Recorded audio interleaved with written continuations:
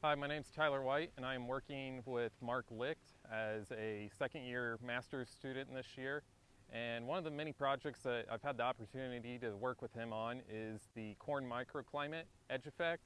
And a general gist of this project is just of local farmers have been coming to the extension offices and asking questions about why they are receiving lower yields, specifically along their southern and western edges of their cornfield.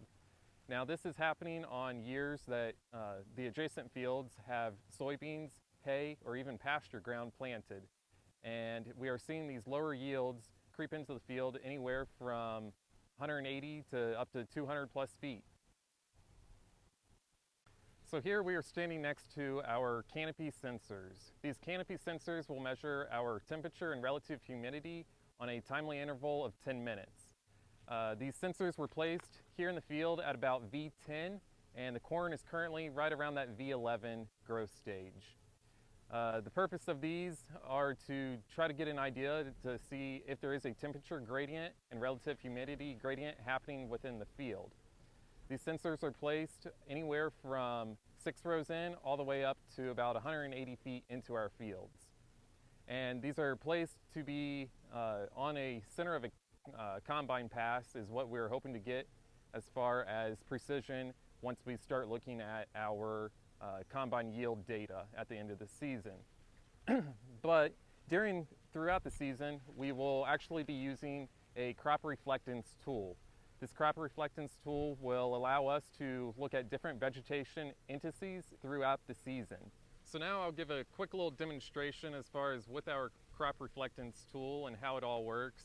So up here at the top, we have two different sensors, and these two sensors, they both have a light on the bottom.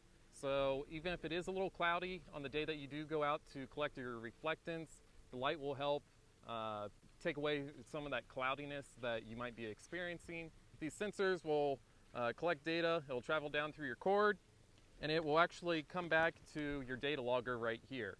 And this data logger, it will track your GPS coordinates. It will also track your speed of your stepping as you walk throughout the canopy, and it will also log the time of day that it was taken.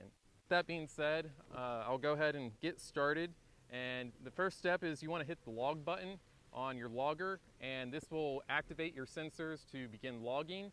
And at that point, you will keep your sensors about 18 to 24 inches above your canopy. It's important to keep it consistent throughout the season and also on each time that you're walking through your canopy. It's also important to make sure that you're walking slow and steady. You want to try to get accurate readings throughout the field and to not speed up too far.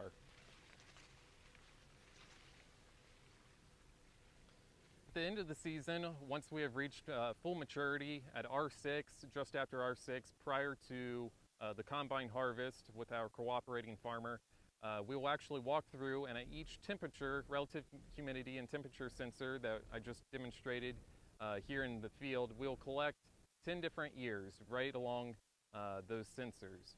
From there, we will take them back to our lab. We will dry them down to approximately 15% moisture. We'll take our yield data. At that point, we are looking at number of kernels per ear, number of kernel rows, and individual kernel weight. From there, we will have them analyzed for protein, oil, etc., and go from there. As far as combine harvest goes, we will ask that our cooperating farmer does provide us the yield monitor from their combine to kind of balance out the data that we collect by hand as well as what they are seeing in the field.